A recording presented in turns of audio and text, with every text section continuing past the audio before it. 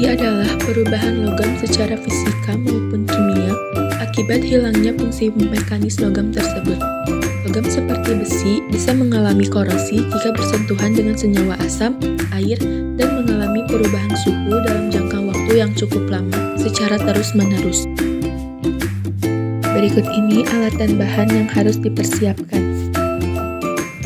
Langkah yang pertama, siapkan cup yang sudah diisi dengan masing-masing larutan, lalu masukkan paku ke dalam larutan tersebut.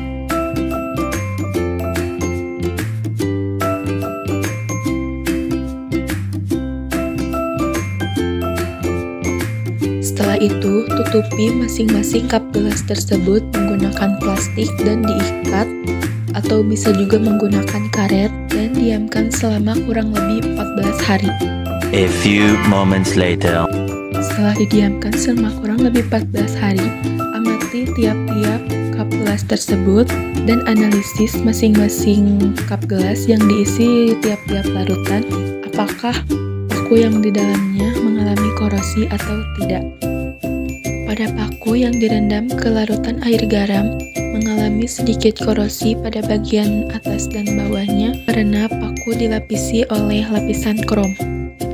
Pada paku yang direndam air biasa, sama seperti larutan air garam, yaitu mengalami sedikit korosi pada bagian bawah pakunya. Pada paku yang direndam minyak goreng tidak terjadi korosi karena minyak goreng tidak mengandung oksigen dan tidak dapat berkaitan dengan oksigen di udara, sehingga paku dalam keadaan beban oksigen dan tidak dapat mengalami perkaratan. Selanjutnya, paku yang direndam dengan air cuka mengalami korosi dan larutannya berubah warna. Hal ini terjadi karena asam merupakan zat yang mempercepat terjadinya korosi pada besi ataupun logam. Setelah dibandingkan, ternyata secara keseluruhan, paku yang tidak terkena air tidak mengalami korosi. Perbedaan juga terjadi antara paku di air biasa, air garam, dan larutan cuka. Korosi yang terjadi pada paku yang diletakkan di air biasa, air garam, dan air panas tidak berubah warna. Hal ini terjadi karena korosi tersebut tidak terjadi dengan oksidasi oksigen. Sedangkan korosi yang terjadi pada paku yang diletakkan di air cuka, airnya berubah menjadi warna kecoklatan karena korosi tersebut terjadi karena larutan elektrolit. Proses terjadinya korosi merupakan proses elektrokimia. Elektrokimia adalah proses terjadinya reaksi redoks atau reaksi oksidasi secara spontan. Contohnya, pada korosi besi yang membentuk oksida besi atau perum 203H20, besi akan teroksidasi oleh oksigen dari udara dan akan membentuk korosi.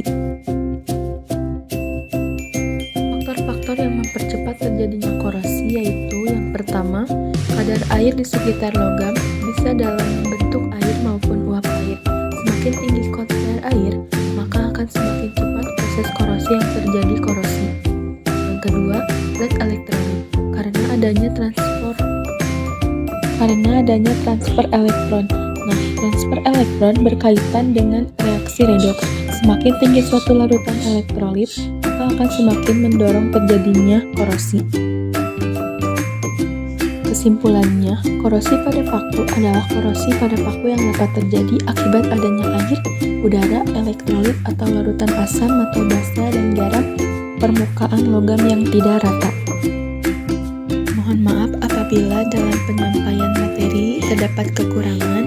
Terima kasih telah menyaksikan. Wassalamualaikum warahmatullahi wabarakatuh.